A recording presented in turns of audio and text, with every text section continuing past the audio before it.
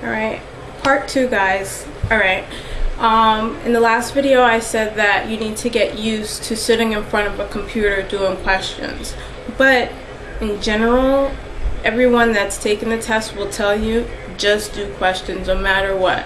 So in addition to my NCLEX 3500 and NCLEX 4000, I got the Exam Cram NCLEX RN, which also comes with a disc. This has questions on it. It's computer adaptive, just like the NCLEX, so that's good. However, I did not complete this because I used the book and noticed that a lot of the questions that are in the book are also on the CD, so I wasn't being challenged by the CD. What's good about this book is that it has 250 questions, and as you may already know, the NCLEX RN has 265 questions max. So this comes as close to it as possible in one sitting.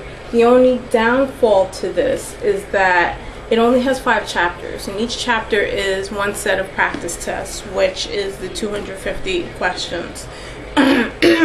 So once you finish all 5, and if you have a pretty good memory like I do, this is no longer a challenge for you. There was a lot of information. Some of it was a little conflicting with my textbook that I put away already. Yeah, so read your rationales and research them. So what I did the first time around that I didn't do the second time around, I bought this early on and I went through my questions that I got wrong only, looked up the rationales and kind of tried to memorize things. The second time around when I did this, I went through every question and focused more on the ones that I got wrong, because you are kind of crunched for time, especially if you're working full-time like I was. You want to go through every question, read all the rationales, and most importantly, absorb the information. Really try and understand it as opposed to memorizing it, because you're going to get the same information on the NCLEX, but you're not going to get it in the same context. So if you really absorb the information and own it, as your professors have probably already told you, then you can really utilize this book well. Another plus to the Exam Cram is that you get a cram sheet, and I took this everywhere, swear to God. What does it have? It has general test information, so it tells you all the questions, how many, not all the questions, I mean, it tells you how many questions, how long you have to take the questions, what else does it say, keywords, just general advice on test taking. It also has your lab values on here. It's one page folded in half, basically. It has your lab values, it has drugs, types of drugs, drug schedules, cultural and religious considerations, which I really didn't get any of on either one of the tests that I took. Yeah, but it was really helpful.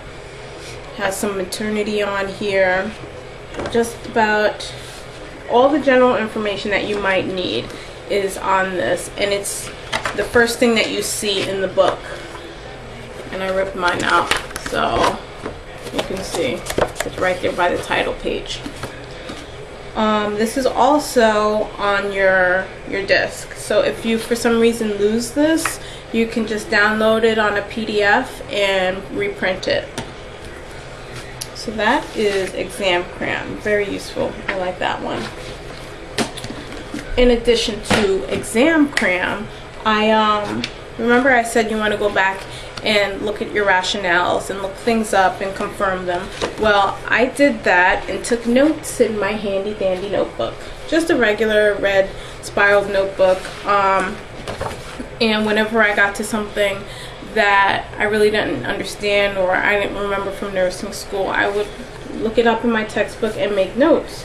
So there are maybe a quarter of this notebook is just notes, just things that I went over, rugs, conditions, basic things, nosebleeds, just anything that didn't look familiar to me from the exam cram rationales, which was good that I looked up, because what I was thinking may have been right and written wrong in the book.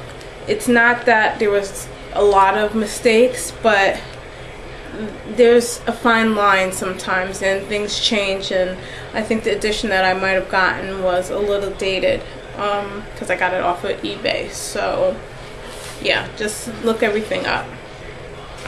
So I'll be right back.